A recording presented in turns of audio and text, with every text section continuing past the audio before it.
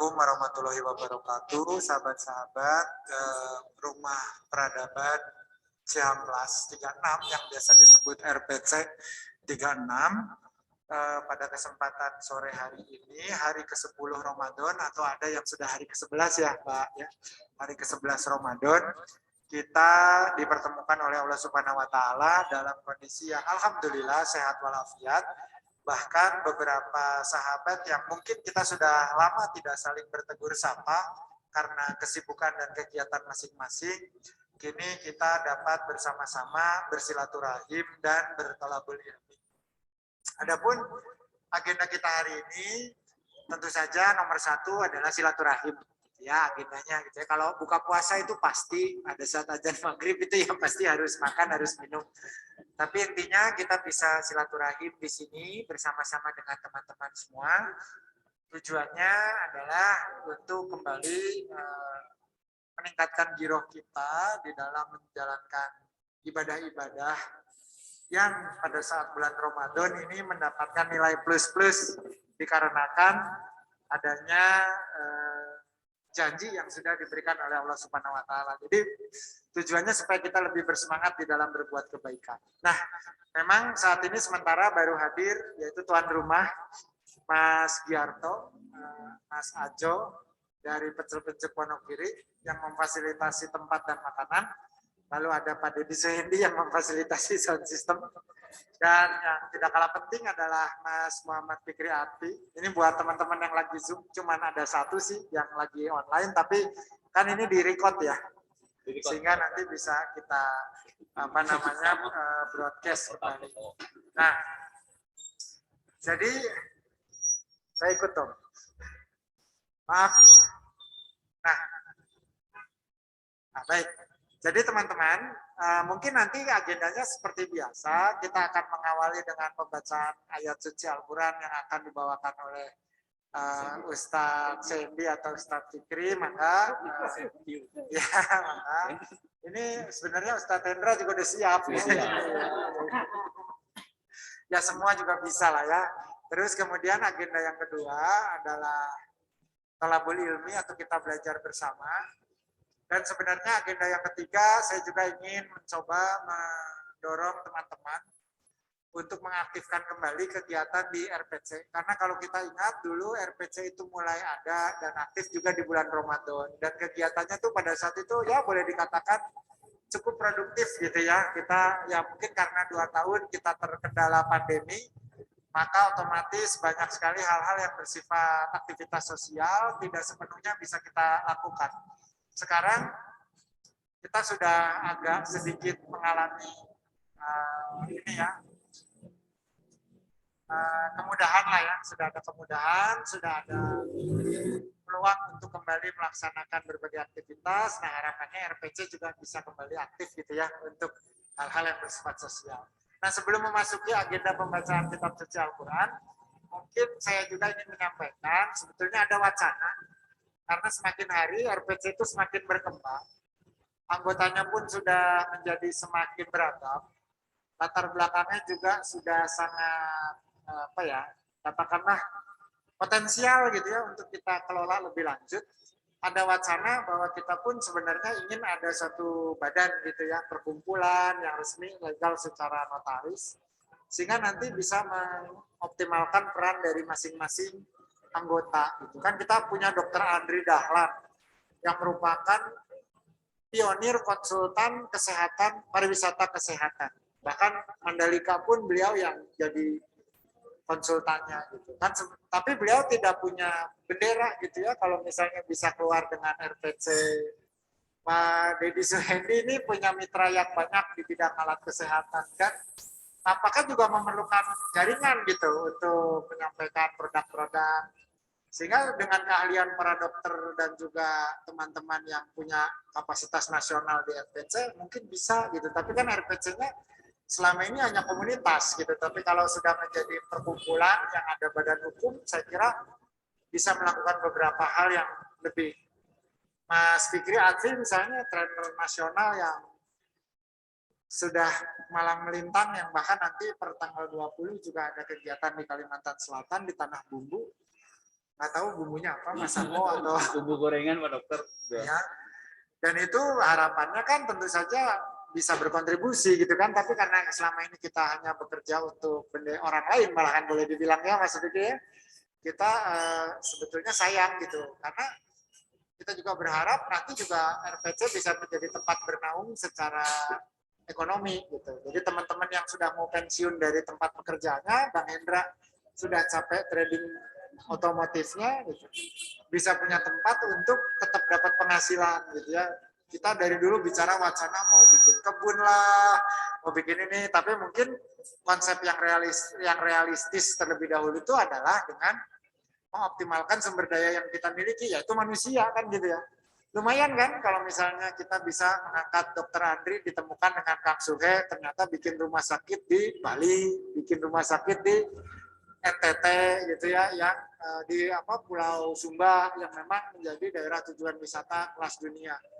Nah, ahlinya di kita, pemasok alkesnya di kita. Nah, kita kok nggak bisa mengelola gitu kan. Nah, kalau ada badan hukum, nah bagaimana kita memproses hukumnya? Ahlinya pun ada di kita, yaitu Mas Rian. Kan sekarang menjadi konsultan legal untuk semua jenis urusan-urusan hukum, termasuk kenotariatan dan kepengacaraan. Jadi semua sudah ada. Jadi kalau kita misalnya bisa optimalkan itu, insya Allah harapan. Nah ini karena memang kalau nanti sudah rame, sengaja tidak saya sampaikan. Kan itu kan bukan domain untuk semua ya. Jadi yang tim intinya nih. Dan juga nanti mungkin Mas Rian Haris Nasution. Nah, karena kemarin itu Mas Fikri Vandika juga dengan NXG, ini saya baru sharing dengan Mas Fikri Abdi saja. NXG itu dari komunitas, bikin perkumpulan, nggak berapa lama sudah bisa mendapat penunjukan beberapa program dari Kominfo untuk sosialisasi, dan itu nilainya lumayan, sehingga mereka juga sekarang, saya sebagai pembina NXG ya, jadi tahulah itunya proses-prosesnya di dalam. Sekarang mereka sudah agak maju gitu ya, ke Makassar, memberikan training kemana, dan itu adalah hal-hal yang sebetulnya tidak memerlukan infrastruktur yang aneh-aneh gitu, cukup orangnya, materi yang mau disampaikan gitu ya, misalkan digital literasi gitu, peningkatan literasi digital, itu kan nggak perlu, ya paling modal laptop dan seterusnya yang kita sebetulnya punya kapasitas untuk itu. Sandy dengan pengalaman panjang di pembiayaan agroindustri, Hendra yang sekarang sudah masuk di boleh dikatakan trading ya Hendra itu ya, masuknya kan kategori trading. Saya kira akan sangat menarik Mas Subi yang sudah di bidang kuliner. Baru saja teman kita kasih selamat kemarin tuh Sofyan Nurwidi menjadi salah satu pejabat di BRIN gitu ya. Terus Mbak Ayu Hisa itu sedang mendapatkan kesempatan untuk merintis program pengembangan pusat neuroscience di Kementerian Pertahanan. Dia juga nanya, saya ini mewakili apa ya dok? Karena dia kalau membawa universitasnya, ya belum tentu Kemenhannya mau gitu kan. Karena kan biasanya kalau sudah universitas nanti urusannya belakangannya panjang gitu. Misalnya kalau Unisba yayasannya siapa gitu kan. Kecuali Unpad, ITB yang negeri ya, tapi kalau dari kalau kita bisa menjadi tempat bernaung untuk kapasitas ini, setidaknya yang paling sederhana untuk pendidikan aja, untuk training aja, udah bisa.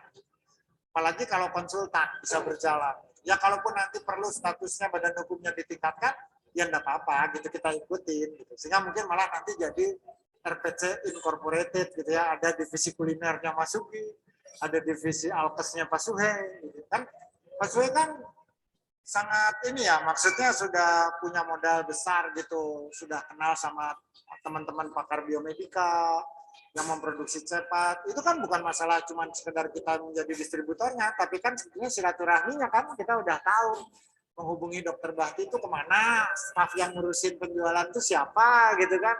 Sehingga kita kan ini kita melihat bahwa itu adalah prospek lah gitu ya, prospek. Masalah nanti yang mau memanfaatkan jasanya RPC siapa, mangga, tetapi saya kok berharap gitu teman-teman yang bergerak di perkebunan kayak Mas Nanda, kemudian Mas Ian yang sekarang sudah berkiprah sampai di Eropa gitu, yang kemudian mengedepankan jasa di bidang IT karena pakai otak gitu ya, maksudnya lebih ke arah softwarenya gitu, otaknya yang dipergunakan gitu.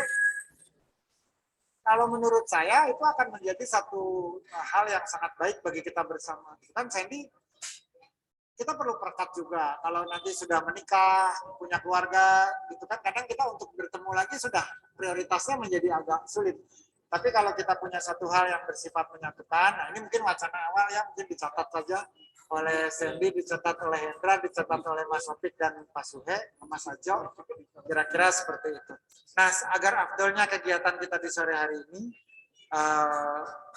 maka kami memohon dengan sangat untuk Ustadz Fikri Abdi membacakan 1-2 ayat atau mungkin Quran surat Al-Baqarah 183 yang merupakan spirit utama di dalam apa namanya bulan Ramadan beserta artinya, lalu nanti kita sambung dengan tausiah atau thalabul ilm. Mangga Ustaz. Harusnya dari belakang. Itu kesini yang berarti.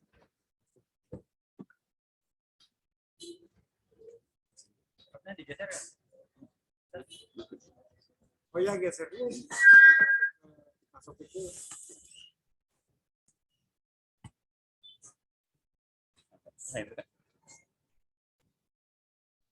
Ganteng. Bismillahirrahmanirrahim. Assalamualaikum warahmatullahi wabarakatuh.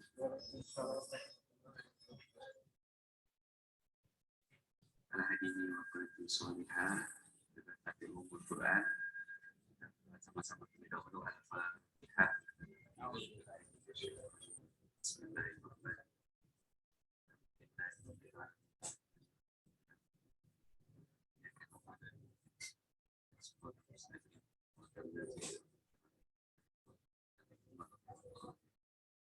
Sesuai amanah guru kita semuanya, Bapak Dr. Tauhid Derajat, perkenalkan saya akan membacakan ayat suci Al-Quran berkaitan dengan puasa Ramadan juga.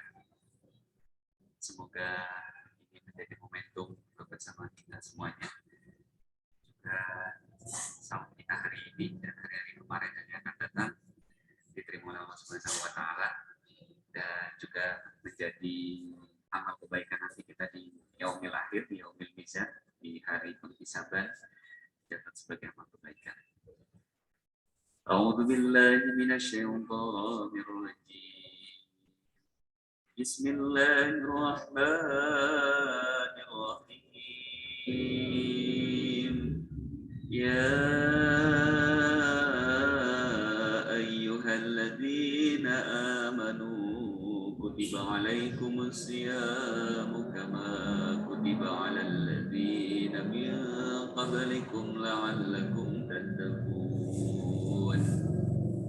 أياما معدودات فمن كان منكم مريضا أو على سفر فعدة من أيام أخر وعلى الذين يطيقونه فدية طعام مسكين فمن تطوع خيرا فهو خير له وأن تصوموا خير لكم إن كنتم تعلمون شهر رمضان الذي أنزل فيه القرآن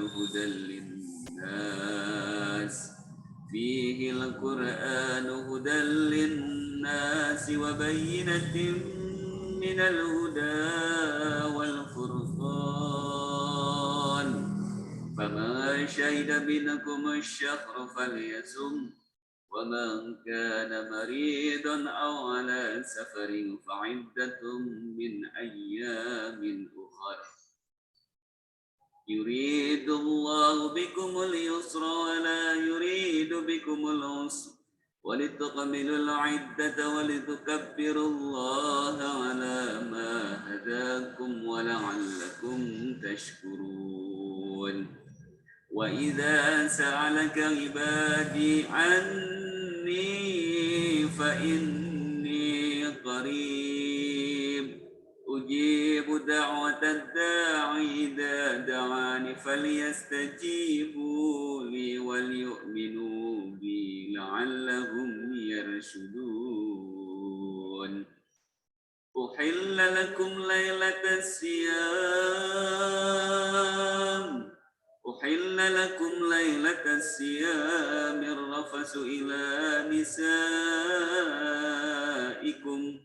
هن لباس لكم وأنتم لباس لهن علم الله أنكم كنتم تختانون أنفسكم فتاب عليكم وعفى عنكم فالعان باشروهن وابتغوا ما كتب الله لكم وكلوا واشربوا حتى يتبين لكم الخيط الأبيض من الخيط الأسود من الفجر ثم أتموا الصيام إلى الليل ولا تباشروهن وأنتم عاكفون في المساجد تلك حدود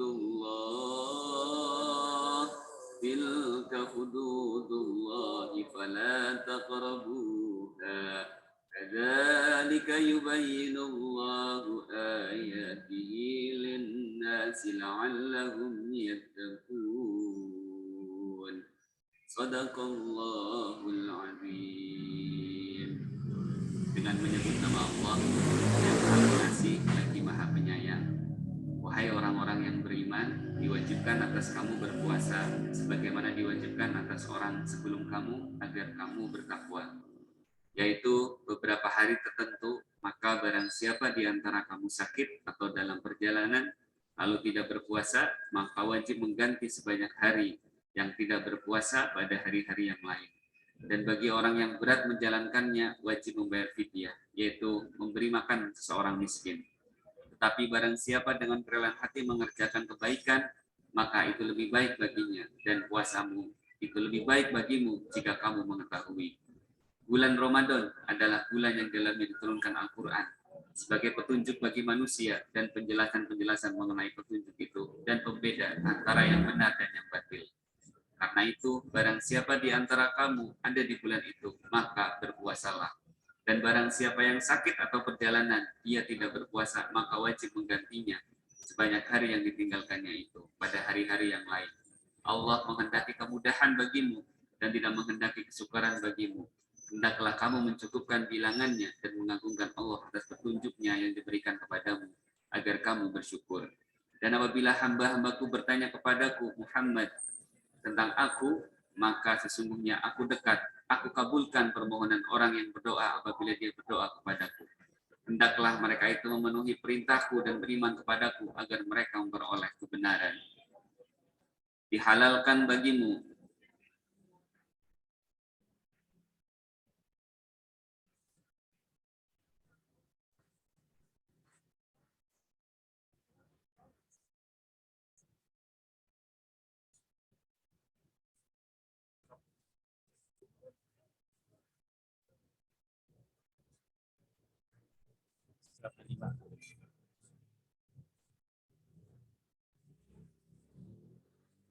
benar Allah dengan segala firman-Nya.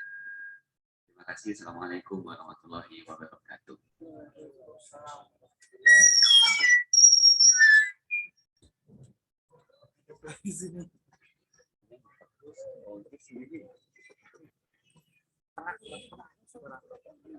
Baik.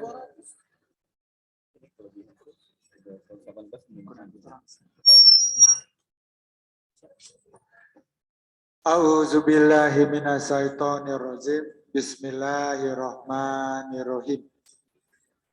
Assalamualaikum warahmatullahi wabarakatuh. Waalaikumsalam. Alhamdulillah. Alhamdulillahi rabbil alamin. Wassalatu wassalamu sayyidil wal mursalin wa ala alihi wa sahbihi ajmain. Asyhadu an la ilaha illallah wa asyhadu anna Muhammadan abduhu wa rasuluh. Allahumma sholli ala sayyidina Muhammad wa ala ali sayyidina Muhammad. Rabbi sholli sodri wa yassir li amri wahlul 'uqdatam min lisani yafqahu qawli. Robi zidni ilman warzuqni fahman. Amma ba'du. Alhamdulillah jamaah rahimakumullah, sahabat-sahabat RPC 36 Rumah Peradaban Ciamplas 36, baik yang mengikuti secara online ataupun siaran tunda dan yang hadir pada kesempatan kali ini di Pecel Pincuk Wonogiri yang ada di Food Court Sederhana. Alhamdulillah kita sudah memasuki hari ke-10 ataupun juga ke-11 bagi yang mengawali lebih dini. Jadi ini adalah akhir dari sepertiga pertama Ramadan dan kita sudah akan mulai memasuki paruh kedua dari bulan Ramadan yang tentu juga syarat makna. Tadi kita sudah dengar dilantunkan dengan baik, yaitu dalil kita melaksanakan ibadah saum di bulan Ramadan. Quran surat Al-Baqarah mulai dari ayat 183. Ya ayyuhallazina amanu kutiba alaikumusyyam kama kutiba alal lazina min qablikum la'alakum tattaqun. Pada hakikatnya kita ini hadir di muka bumi semata diminta oleh Allah bersama kelompok jin yang tak kasat mata untuk beribadah menautkan cinta sehingga perjalanan hidup kita penuh dengan makna. Dalam perjanjian ruh, alastu birobbikum, sebuah ikrar telah diungkapkan meskipun mungkin hari ini kita tidak sadar, tetapi di balik itu kita sudah berjanji untuk mengesahkan dan mengimani bahwa sumber dari segala sumber, rindu dari segala rindu, muaranya hanya pada Allah semata. Alastu birobbikum. Ini kemudian menjadi bagian dari sebuah proses perjalanan mencari jalan kembali, yaitu perjalanan pulang yang mewujud dalam sebuah ungkapan inna lillahi wa inna ilaihi roji'un. Sahabat-sahabat, Allah menciptakan segala sesuatu yang ada di semesta digambarkan dalam sebuah kata, sebuah diksi, sebuah frasa sedemikian indah. Kun fayakun. Bahkan prosesnya, proses penciptaan, itu diminta kita untuk menelaah, mengidentifikasi, menginventarisasi, serta kemudian menjadikannya informasi yang harus disimpan di repositori agar dapat menjadi materi edukasi. Apa perintahnya? Iqra. Iqra bismi rabbikal ladzi khalaq, khalaqal insana min 'alaq. Iqra wa rabbukal akram allazi 'allama bil qalam, 'allamal insana malam ya'lam. Inilah yang sebetulnya menjadi bagian ibadah yang tidak terlepas dari seluruh upaya membangun integritas adalah mencari hakikat keberadaan Allah sehingga kesadaran kita tunduk sepenuhnya. Sehingga gerakan semua yang ada di muka bumi ini bagi kita semata hanyalah upaya ikhtiar. Menyatukan diri kita dengan sumber yang menjadi segala sumber. Sebagaimana ikrar kita tadi di awal, alastu birobbikum. Disinilah yang namanya identitas diri manusia pada gilirannya teruji dan akan terus diuji dalam konteks keimanan yang naik turun dan punya siklus sedemikian rupa sehingga manusia akan merasa terombang-ambing bagaikan di tengah samudra, tidak tahu arah navigasi apabila tidak punya tongkat pegangan yang membawa kita pada keselamatan abadi. Kalau kita bingung, wajar manusia itu dikaruniai akal, digunakan untuk berpikir, digunakan untuk mengolah rasa, sehingga lahirlah cinta, lahir pula kecewa, lahir amarah, lahir pula pesan penuh rahmah. Satu sisi penuh kasih sayang pada sesama, memberikan kebermanfaatan, khairun nas anfa'uhum linas. Di sisi lain muncul rasa iri, dengki, sakit hati yang disebut dengan hasad. Maka kita berlindung, kul katakan, kul a'udzu birabbil falaq, min syarri ma khalaq wa min syarri ghasikin idza waqab wa min syarri nafasati fil 'uqad wa min syarri hasidin idza hasad. Apabila kegelapan telah menyelubungi, sihir telah membutakan, dalam pengertian bukan sekedar kegoiban yang magic, tetapi rasa dengki, benci, dan amarah membuat kita tidak bisa lagi membedakan mana hal yang benar, mana hal yang salah. Kebencian mengantarkan kita pada status untuk saling menghancurkan semata tanpa pernah berupaya untuk memperbaiki keadaan, yang bisa dicapai dengan catatan ada rasa syukur, ada rasa sabar, ada rasa ikhlas, dan kemauan untuk memanfaatkan dengan bercermin ke dalam bahwa sesungguhnya kita pun syarat dengan kekurangan, kita pun syarat dengan kesalahan, kita pun mungkin telah menyakiti perasaan orang lain tanpa sepengetahuan tanpa sepengetahuan kita, dan kemudian kita mungkin telah melakukan hal-hal yang dipandang tidak layak untuk kita kerjakan. Kan kita nggak tahu, seperti dalam Johari Windows, gitu ya. Orang mungkin tahu apa yang dipikirkan, tapi tidak pernah tahu apa yang orang pikirkan, dan orang lain pun tidak tahu apa yang sebetulnya kita pikirkan, dan kita sebetulnya tidak layak dan tidak berhak juga untuk menghakimi apa yang menjadi pemikiran orang lain. Karena ini adalah dua entitas yang berbeda, yang mungkin tidak saling berkomunikasi, dan mohon diingat, komunikasi adalah bagian dari pencitraan. Jadi apa yang disampaikan, ya belum tentu itu adalah sesuai kenyataan. Kan gitu. Orang kan ngomong yang baik-baiknya, nggak mungkin menyampaikan hal buruk tentang seseorang. Sehingga gambaran proyektif yang kita terima tentang diri kita biasanya bias. Orang memuji di depan, tetapi kemudian menghina atau menista di belakang. Hal biasa, bahasanya anak Jaksel, hal-hal yang kayak gini ini yang bikin mental issue. Dan kemudian ada trust issue juga, saling tidak percaya. Kenapa? Karena orang kemudian membangun citra, ingin membangun yang namanya social interaction, sehingga ingin menjadi yang namanya social butterfly, ngaclok sana sini bisa diterima, katanya bahagia. Mengapa? Teraktualisasi, akses terhadap pemenuhan kebutuhan jadi terbuka. Kalau yang trading seperti Udah Hendra, maka klien akan semakin bertambah banyak, wawasan menjadi semakin luas, barang yang diperjualbelikan sebagai komoditas tersedia nyaris tanpa batas. Kalau kenal dengan orang banyak, kan gitu kan. Maka kita kadang cari muka, dalam pengertian orang itu mungkin karakternya tidak seperti yang kita duga, tetapi kita merasa kita harus baik-baikin aja. Kenapa? Karena ini nanti menjadi jalan rezeki saya. Niatnya kadang sudah keliru. Kalau mau baik bukan karena berharap rezeki, karena yang namanya silaturahim seperti dijanjikan Allah pasti mendatangkan rezeki, tapi bukan dengan cara manipulasi, bukan dengan cara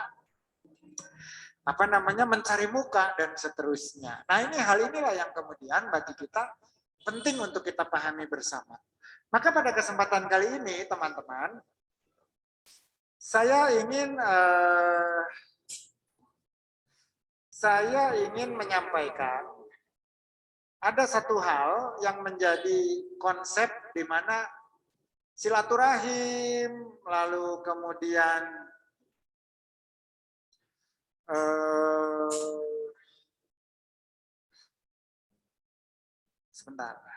kemudian ada proses interaksi antar manusia, itu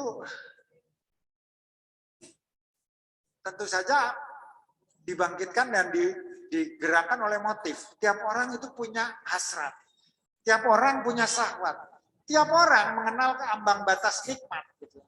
Kesenangannya lain-lain, dan masing-masing itu ingin menjadi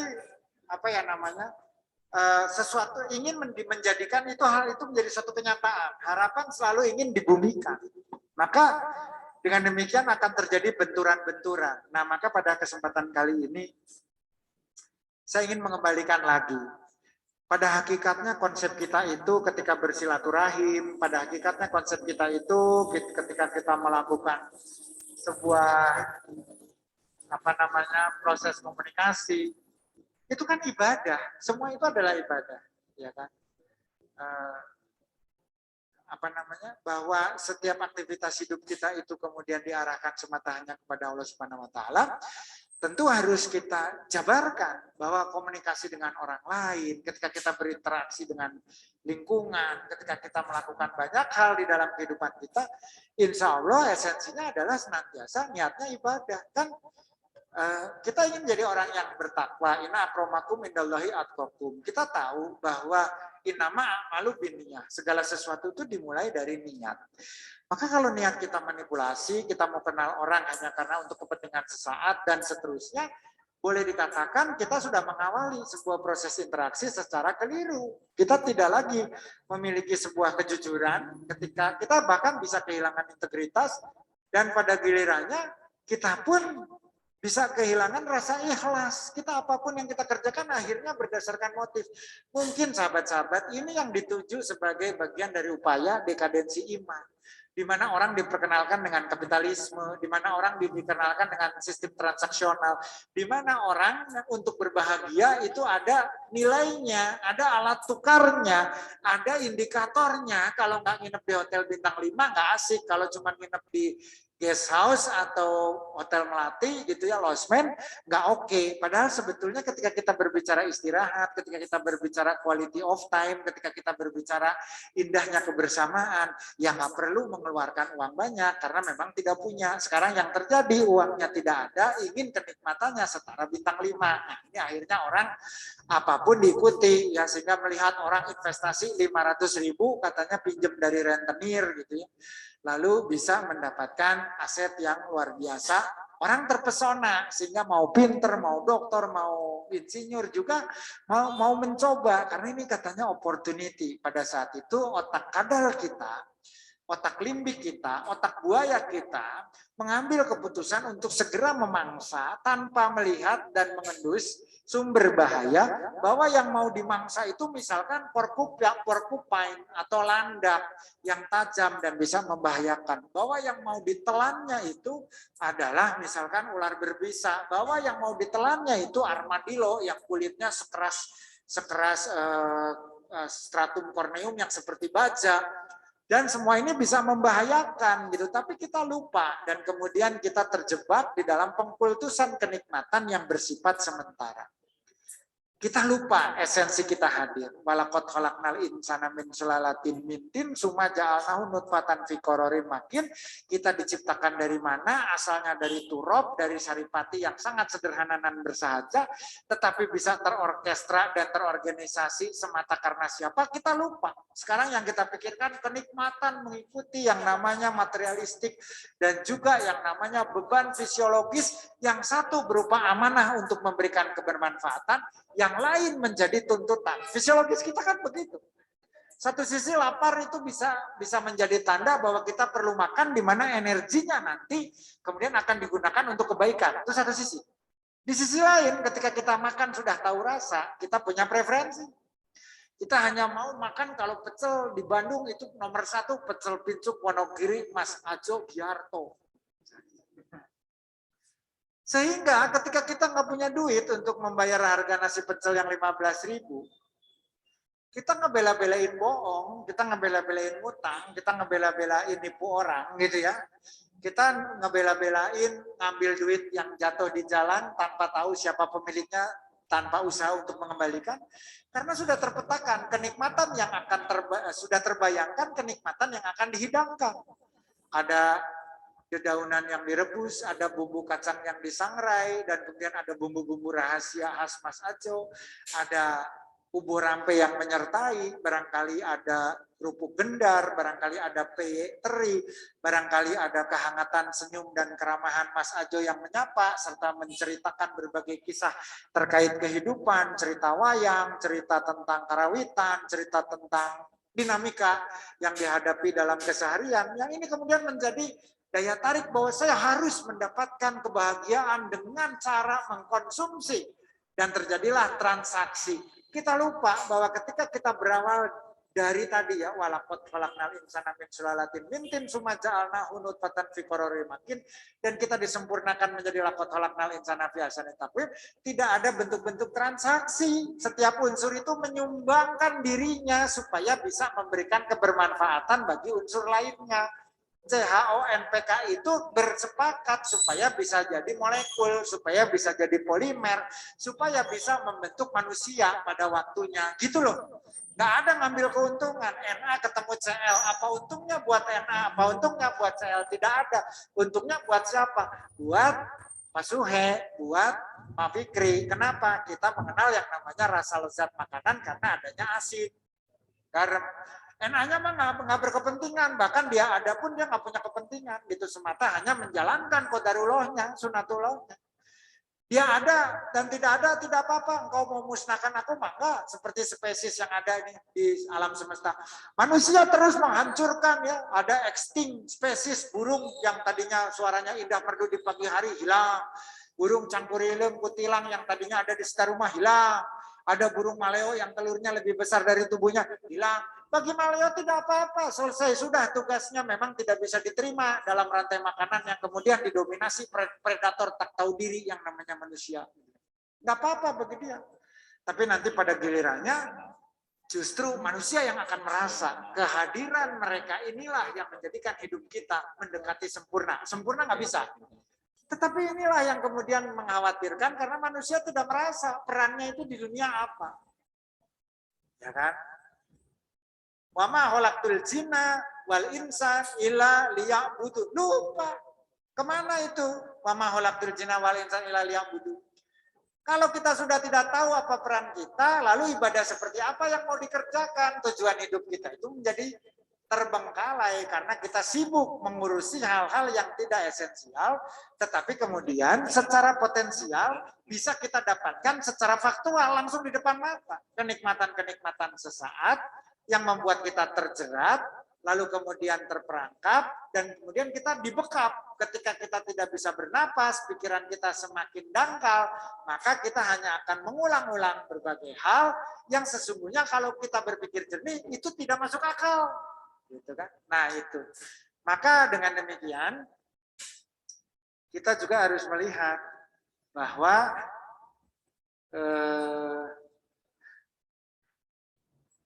proses dalam hidup kita ini, perjalanan dalam hidup kita ini, tentu saja adalah sebuah perjalanan pencarian, adalah sebuah perjalanan untuk kembali, adalah sebuah perjalanan mencari alamat dari sekian banyak koordinat yang kita jumpai, mana sebetulnya yang kita tuju? Apakah ini berada di ruang yang berbeda dimensi, atau kok bisa kita jumpai pada hari ini? Apakah ada tanda-tanda yang bisa kita telusuri?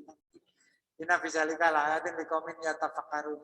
Tandanya sudah sangat jelas, diberikan dalam bentuk kasih sayang, yang kemudian maujud di dalam kemampuan kita untuk menggunakan dan memanfaatkan apa yang telah Allah sediakan. Itu kan bagian dari ayat yang karena sayangnya Allah, kita bisa pakai semua yang ada di sekitar kita. Ya kan? Ar-Rahman alamal Qur'an, khalaqal insan alamahul bayan, asabsu wal qamari, semua sudah berpasangan, berjalan sesuai dengan manzilah, dan pada gilirannya, kita kemudian tinggal menggunakan saja, bersyukurnya sedikit, sehingga ditanya oleh Allah, fabi ai ala irobikuma tukaziban, fabi ai ala irobikuma tukaziban, tanya lagi, fabi ai ala irobikuma tukaziban, terus disambung lagi gitu kan, la in syakartum la azidanakum wa la in kafartum inna azabila syadid. Oh, tanya terus.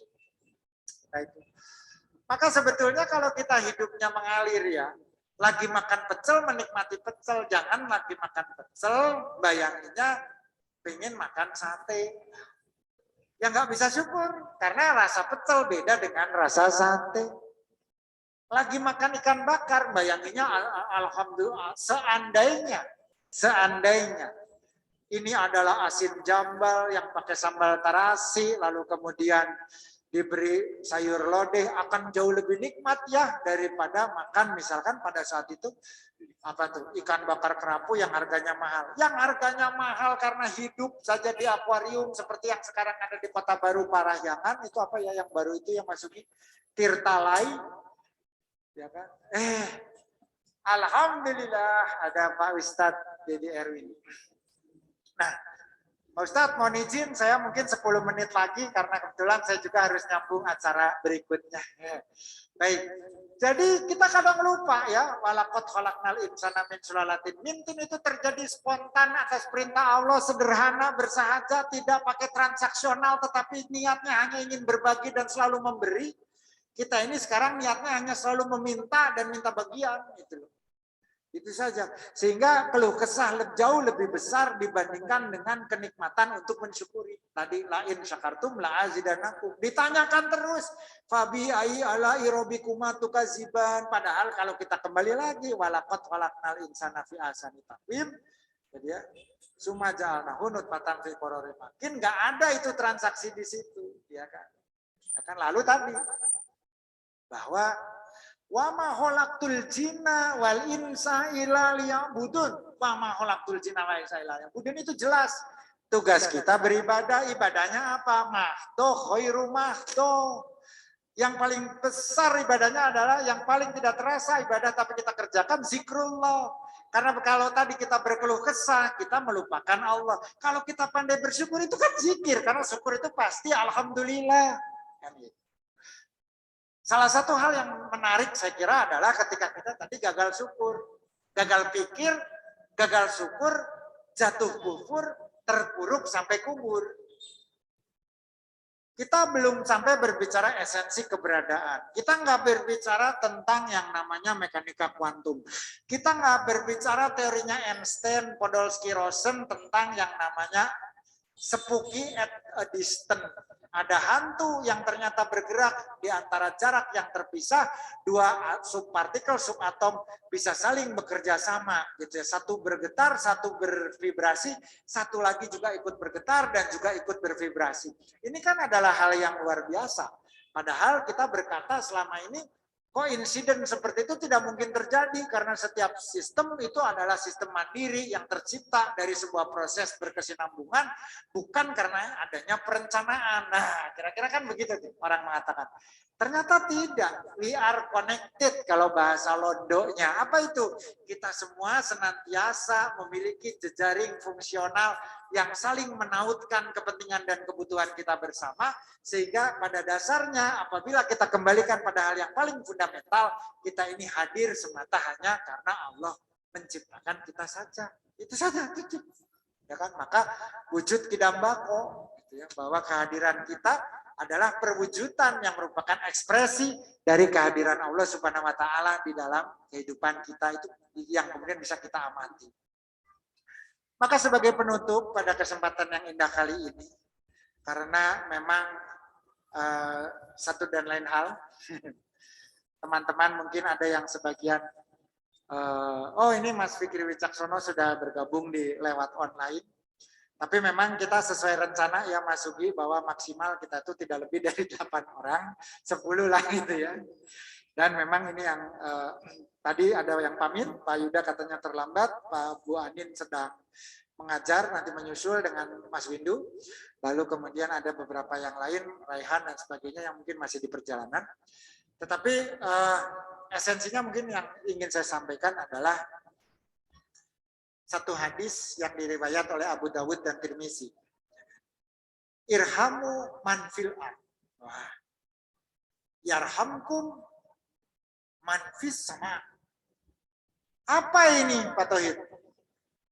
Cintai yang ada di bumi, maka yang di langit akan berlomba-lomba mencintai. Wow, ini sebuah frase yang indah. Orang punya cinta di bumi itu gimana toh? Mencintai itu konotasi kita selama ini memiliki. Kita cinta duit, ya maka kita harus punya duit. Gitu. Kan? Maka saya harus punya 1 triliun untuk bisa menjaga ini. Gitu. Mencintai, mensyukuri, mungkin diberi oleh Allah rasa memiliki untuk menjaga dan memelihara. Tugasnya apa? Wama arsalnalka ila rahmatan lil alamin. Tugasnya adalah pada saat ini kita melakukan suatu proses untuk memelihara apa yang telah Allah karuniakan, lalu kemudian memberikan kebermanfaatan seluas-luasnya dari apa yang telah Allah karuniakan. Mengoptimalkan fungsi kekhalifahan memberikan rasa nyaman, rasa aman dalam bentuk kesejahteraan. Kan wa ma arsalnaka illa rahmatan lil alamin itu sejahtera. Nanti kita juga melihat di malam Lailatul Qadar, langit mendekat, kesejahteraan merapat, malaikat kemudian bisa begitu erat merapat pada kita, sehingga kemudian apa yang ada di dalam jiwa, di dalam hati bisa terungkap. Ya. Kasafnya itu, tabirnya tersingkap, sehingga kita bisa melakukan suatu komunikasi pada siapa? Pada diri kita sendiri. Kita bertanya, sesungguhnya apa yang ku mau? Karena kalau sudah sampai pada satu titik, ketika ditanya apa yang kau mau, kita nggak akan pernah tahu. Karena aku sudah nggak punya mau, kan gitu ya. Kalau kita masih punya mau, itu masih dalam bentuk balutan fisiologis daging. Lapar, pengen tahu, pengen tempe, pengen pecel, pengen sate. Tapi kalau itu sudah menjadi makanan yang sifatnya jasadiah, dan kemudian keinginan kita adalah ruhaniyah, hanya mau bersatu, hanya mau bertemu, aku tidak lagi satu, aku mau jadi yang nol, aku mau ikut yang nol. Mengenolkan diri, menghadirkan satu. Ya kan? Meniadakan aku, menghadirkan engkau. Begitu ya. Ini Wahdatul Wujud yang kemudian disampaikan oleh Ibnu Al-Arabi. Dan kemudian mungkin di Indonesia menjadi bagian dari pemahaman ajaran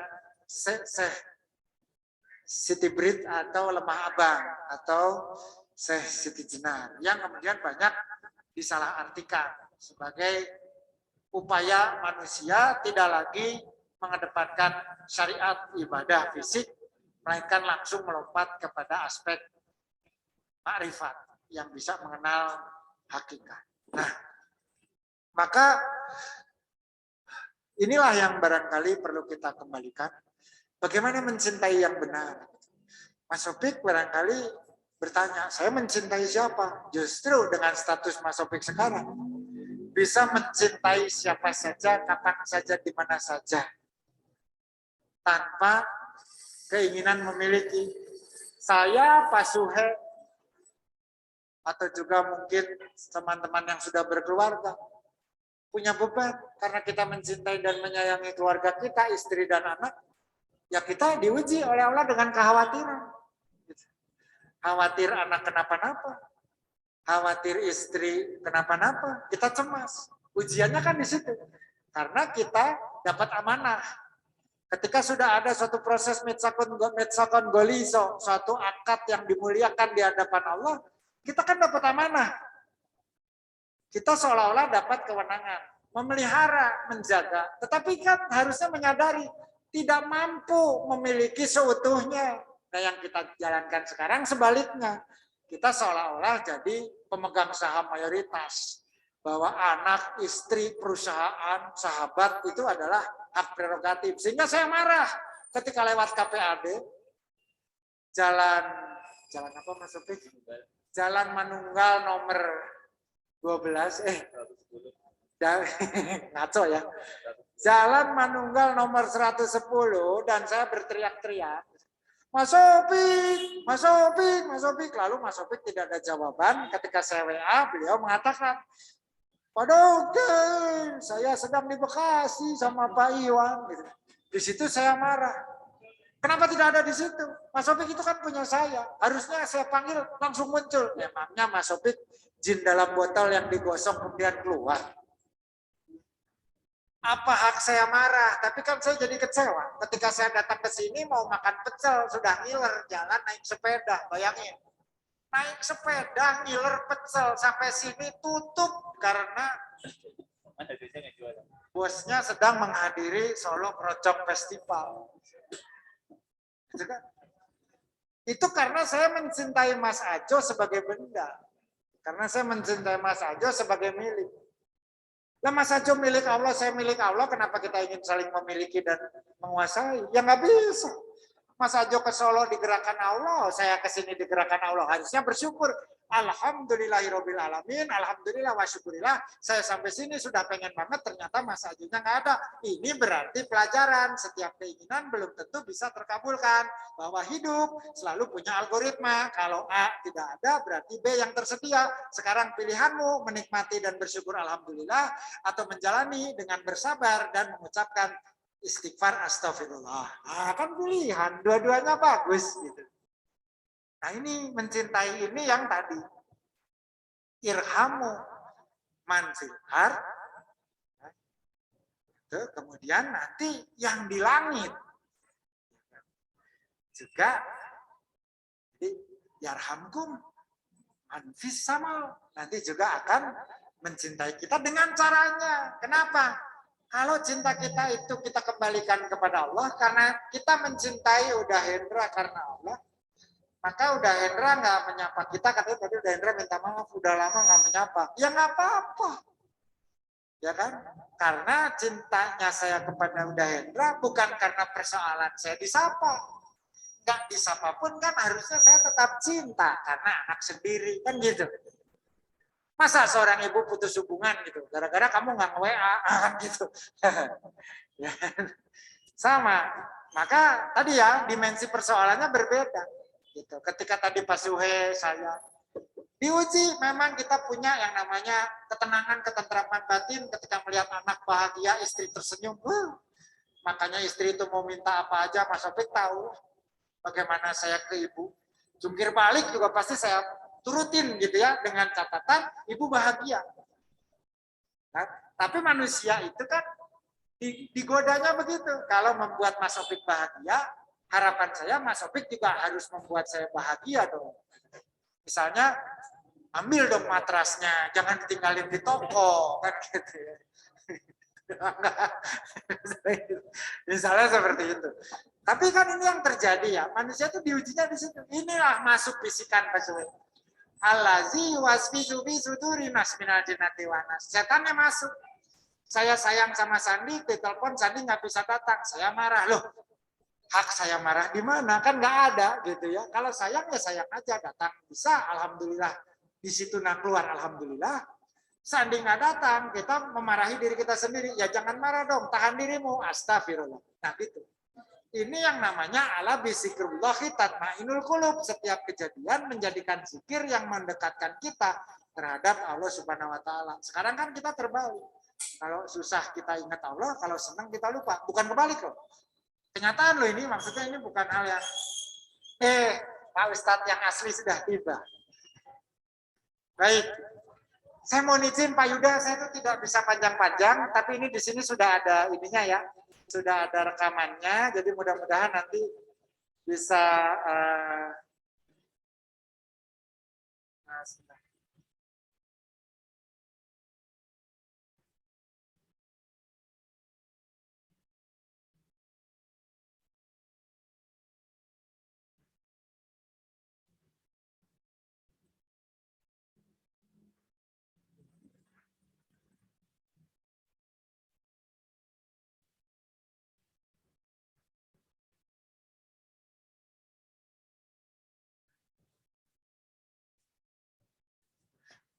mohon maaf, saya sudah ditunggu. Maka, baiklah. Karena Mas Yuda sudah datang, saya ingin mengulang sedikit 3 menit simpulan. Tadi kita mengangkat ayat ini, Mas. Wa ma khalaqtul jinna wal insa illa liya'budu. Tidak lain tidak bukan manusia dan jin dan manusia diciptakan untuk ibadah. Ibadah ini pun apa, Pak Yai? Ibadah mahdoh, hiro mahdoh. Termasuk di dalamnya mencintai sesama kita. Mencintai yang bagaimana? Nah, ada hadisnya tadi dari Abu Dawud dan Tirmizi, Mas Yuda.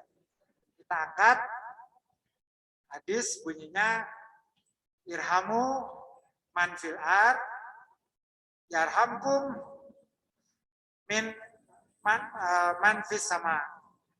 Cintai yang ada di muka bumi, yang di langit akan melimpahkan cintanya.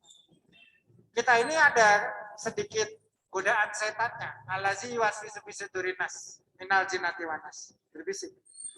Kalau kita mencintai sesuatu, kita pasti ingin memiliki. Padahal kita ini sama-sama milik Allah. Ya nggak punya hak juga untuk bisa saling memiliki. Dititipi ya, dipelihara wajib, lalu kemudian memberikan manfaat itu perlu. Makanya kalau tadi akad nikah mitsakon boliso Kita dititipi menjaga istri, dititipi memelihara suami. Tapi kalau memiliki terus tidak boleh sakit, tidak boleh wafat, tidak boleh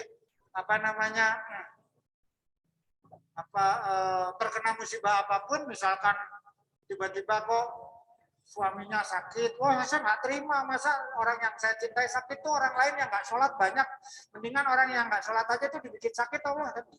Nah ini yang saya misalnya tadi beri contoh, saya cinta sama Mas Suki, naik sepeda setengah jam nyampe sini, pengen makan pecelnya yang lezat, sampai sini Masukinya tutup karena sedang ke Solo Keroncong Festival. Di situ saya punya dua pilihan kuantum. Kalau masukinya ada, ini katanya Heisenberg, katanya Schrödinger. Kalau masukinya ada, zikir saya alhamdulillah. Syukur alhamdulillah, setengah jam naik sepeda nggak sia-sia bisa makan pecel. Ketemu juga oleh Masuki. Mas Windu. Lalu kemudian, nah ini Mas Windu tentu sepakat bahwa kita itu mencintai, tetapi melegitimasi diri untuk memiliki, sehingga sulit melepaskan dan terjebak pada obsesi. Akhirnya cinta itu membunuhmu. Gitu. Karena semakin banyak yang dicintai, semakin takut kehilangan, semakin terpuruk dalam kesengsaraan. Mas Yuda kan cinta sate, semakin banyak sate dikonsumsi, semakin berat beban kehidupan. Oh, perutnya maju. Seperti itu. Jadi yang berat itu kan kata Mas Windu melepaskan, mengikhlaskan.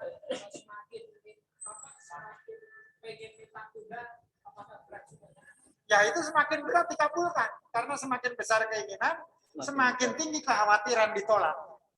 Semakin negatif sikap kita, semakin nggak dilirik orang, kan gitu kira-kira. Kamu ambisi banget, kenapa? Emangnya ada apa? Di situ basah, kamu mau ngapain? Kan negatif orang jadinya gitu. Kalau kita kadang cuek gitu, tahu-tahu kok diberi amanah, gitu kan? Gitu ya. Maka tadi saya bilang, kalau saya datang naik sepeda ke sini Mas Sudi belum buka, saya alhamdulillah, saya tetap zikrullah, bisa makan pecel.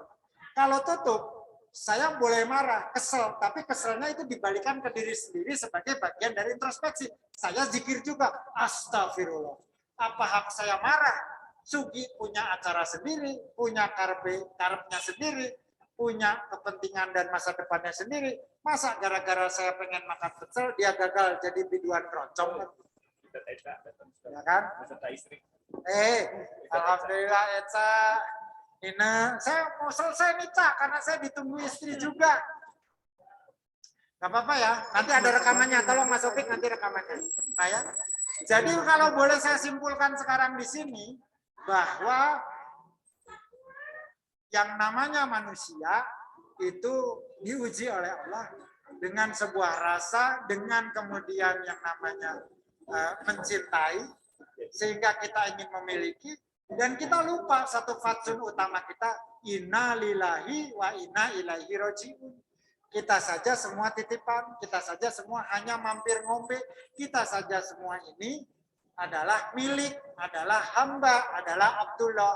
Sehingga kalaupun kita dapat karunia, tadi Pak Suhaib punya istri, punya anak, sekarang saja mungkin sudah khawatir dan cemas.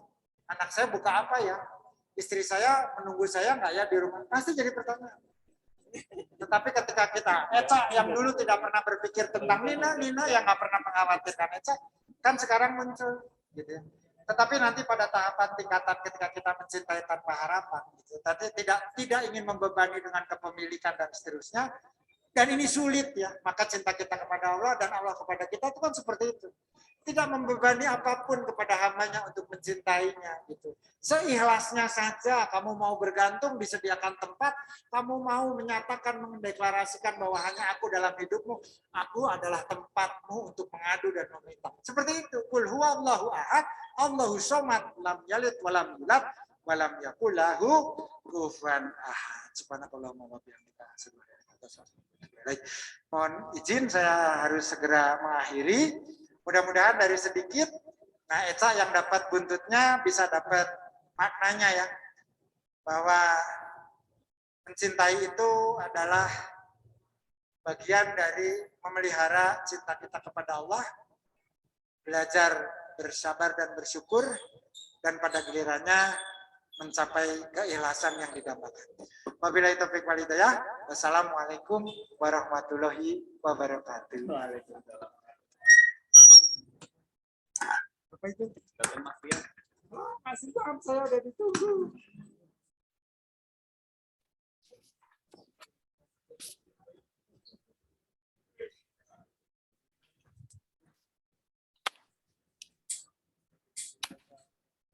Iya. Masih ada? Iya, Pak Yuda mungkin ingin melanjutkan, masih ada 10 atau 7 menit kultum kuliah terserah antum. Tadi salah satu yang disampaikan oleh guru kita ya, bahwa yang paling mengingat adalah innalillahi wa inna ilaihi rajiun.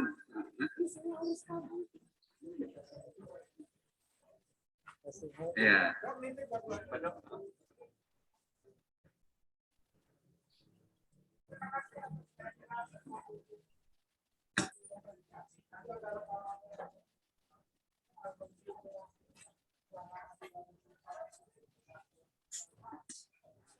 Ya, sambil menunggu persiapan berbuka, Pak Yuda, monggo.